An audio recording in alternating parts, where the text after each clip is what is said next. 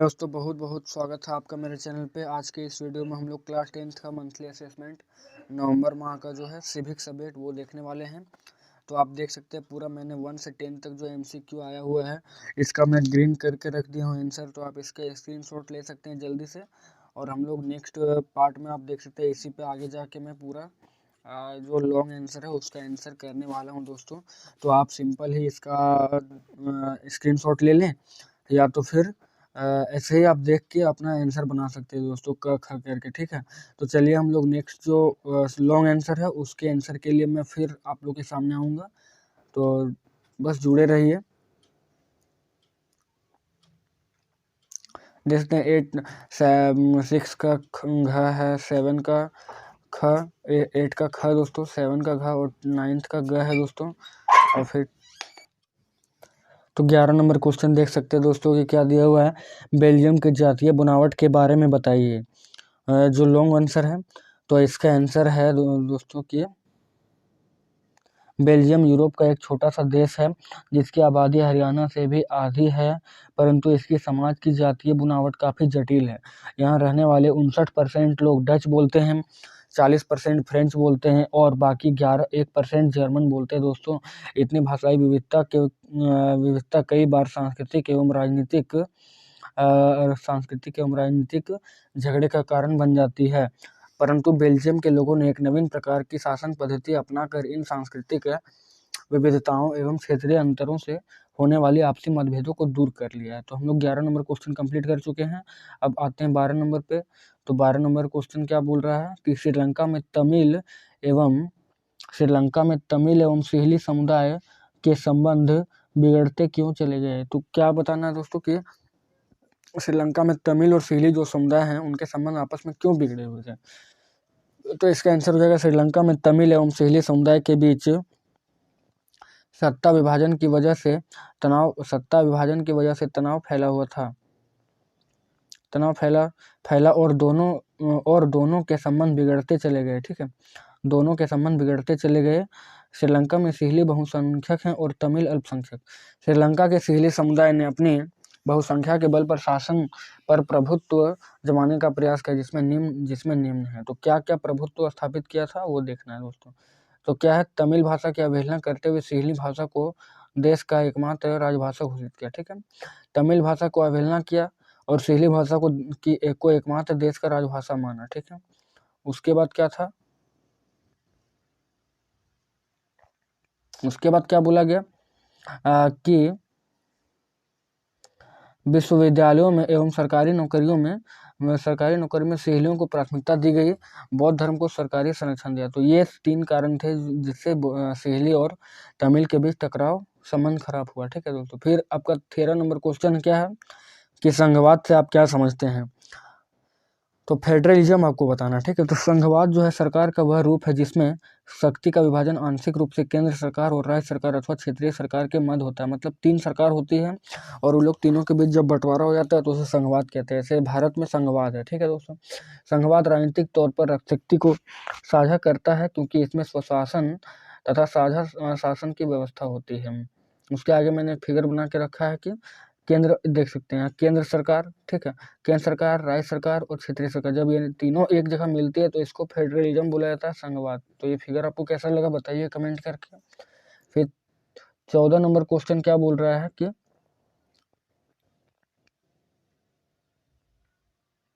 संघीय शासन व्यवस्था के गठन के 2 तरीका के बारे में बताइए। तो संघीय शासन व्यवस्था के गठन का 2 तरीका क्या क्या बताना है। संघीय शासन व्यवस्था के गठन के 2 तरीके निम्न है। एक तो 7 आकर संघ, ठीक है। 7 आकर संघ और राज्यों का गठन 2 तरीका है।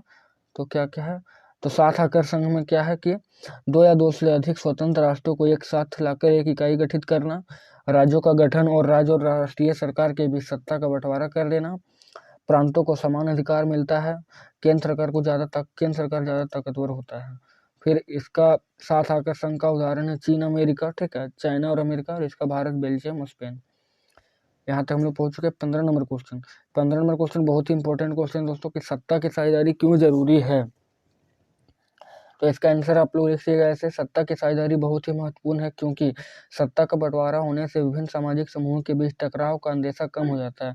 क्यों? क्योंकि जब 3 स्तर की सरकार काम करेगी तो तीनों अपना-अपना काम निपटा लेगी दोस्तों, जिससे कि एक सरकार पे काफ़ी बर्डन भी नहीं आएगा और ज़्यादा टकराव भी कम हो जाएगा दोस्तों। तो क्या है कि अंदेशा कम हो जाता है क्योंकि सामाजिक टकराव आगे बढ़कर हिंसा और राजनीतिक अस्थिरता का रूप ले लेता है, इसलिए सत्ता में बंटवारा हिस्सेदारी बहुत ही ज़रूरी है। फिर आपका नेक्स्ट क्वेश्चन 16 नंबर है। 16 नंबर क्या बोल रहा है कि बेल्जियम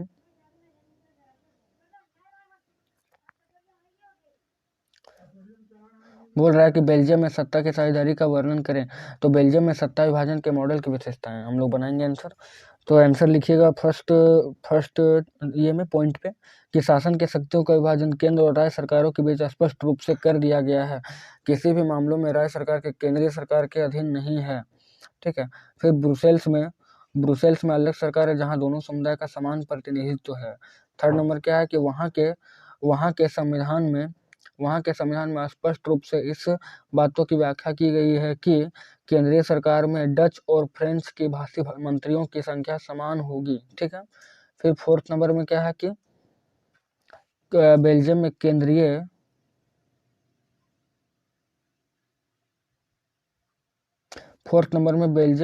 एवं राज्य सरकार के अतिरिक्त तीसरे स्तर की सरकार भी काम करती है, इसे सामुदायिक सरकार कहा जाता है। अच्छा ठीक है, मतलब वहाँ केंद्र और राज्य सरकार के अलावा एक और सरकार काम करती है, इसे क्या कहा जाता है? सामुदायिक सरकार। तो इसको आप लोग नोट करके रखिएगा, ऑब्जेक्टिव क्वेश्चन भी बन सकता है कि बेल्जियम में कौन सी सरकार थी, किस प्रकार की सरकार है, जिसे सामुदायिक सरकार कहा जाता है।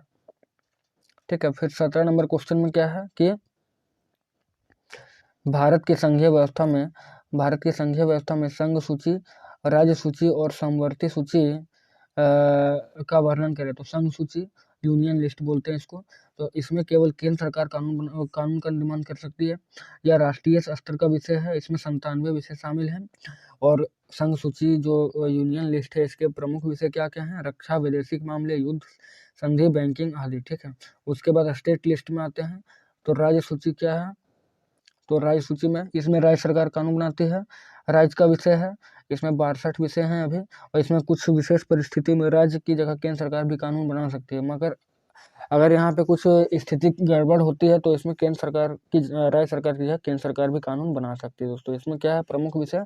पुलिस, न्याय, कृषि, स्वशासन आदि। ठीक है। तो ये इनके VVI जो हैं सो विषय हैं। ठीक है। बहुत इंपॉर्टेंट प्रश्न सब्जेक्ट है विषय। फिर थर्ड में क्या है कि समवर्ती सूची, कनकरेंट लिस्ट। ठीक है। तो समवर्ती सूची में क्या हो जाएगा? केंद्र एवं राज्य सरकार दोनों कानून बना सकती है। इसमें 52 विषय हैं।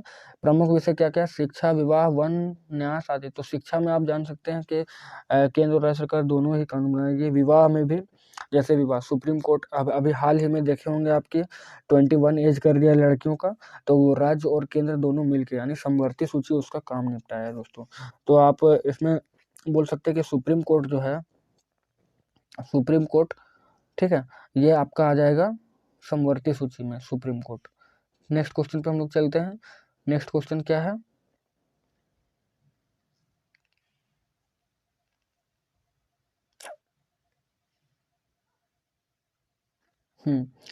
तो नेक्स्ट क्वेश्चन 18 नंबर आप देख सकते हैं, काफी लॉन्ग क्वेश्चन है दोस्तों।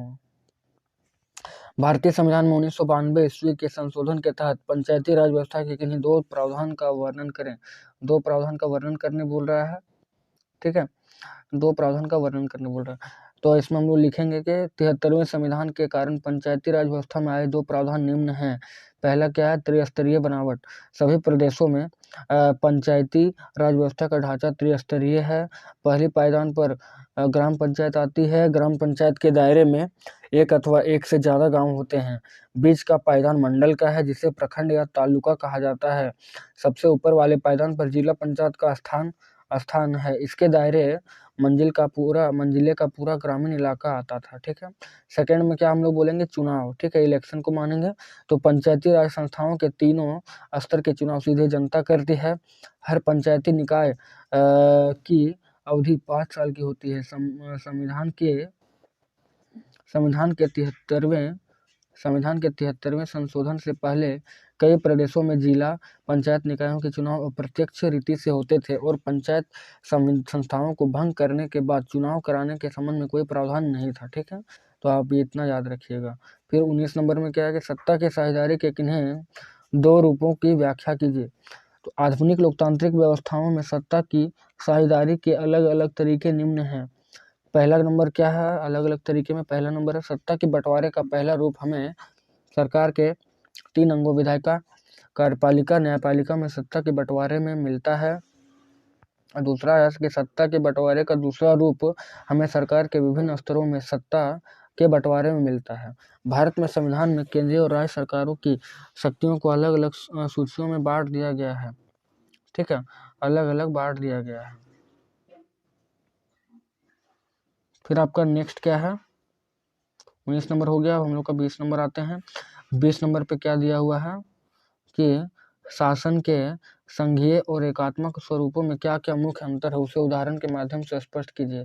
तो इसमें डायरेक्ट बोल रहा है कि संघीय शासन और एकात्मक शासन में क्या अंतर है। तो हम लोग इसका आंसर बनाएंगे ऐसे, एक साइड में आप एकात्मक दे दीजिएगा। ठीक है, एक साइड में यहाँ पे आप एकात्मक दे दीजिएगा, दूसरे साइड में आप संघात्मक लिख दीजिएगा, बीच में एक लाइन जरूर दीजिएगा। जब भी अंतर लिख रहे हो एक लाइन जरूर दीजिएगा। फिर आपका क्या दिया हुआ है कि एकात्मक सरकार में शासन का एक ही स्तर होता है, शक्तियों का पृथक्करण होता है। उसके बाद केंद्र के पास सारी शक्तियां होती है। ठीक है, और इसमें 2 स्तर की सरकार होती है।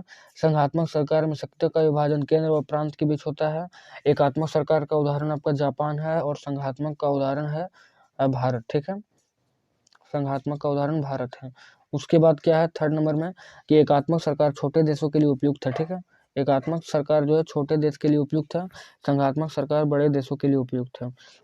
फिर एकात्मक सरकार में क्या होता है, नागरिकों को एक हरी नागरिकता प्राप्त होती है और संघात्मक सरकार में नागरिकों को दोहरी नागरिकता प्राप्त होती है। तो इतना आप लोग याद रखिएगा। तो देखते हैं और कोई क्वेश्चन है।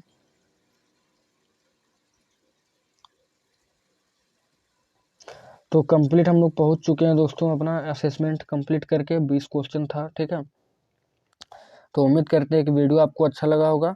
जल्दी से चैनल को लाइक कर दीजिए, सब्सक्राइब कर दीजिए और बेल आइकन को प्रेस करके नोटिफिकेशन को ऑन कर लीजिए दोस्तों, ताकि मैं जब भी कोई असेसमेंट का वीडियो डालूं तो तुरंत आपके पास नोटिफिकेशन इसका पहुंच जाए दोस्तों। चलिए मिलते हैं फिर एक नेक्स्ट वीडियो में, तब तक के लिए आपका बहुत बहुत धन्यवाद।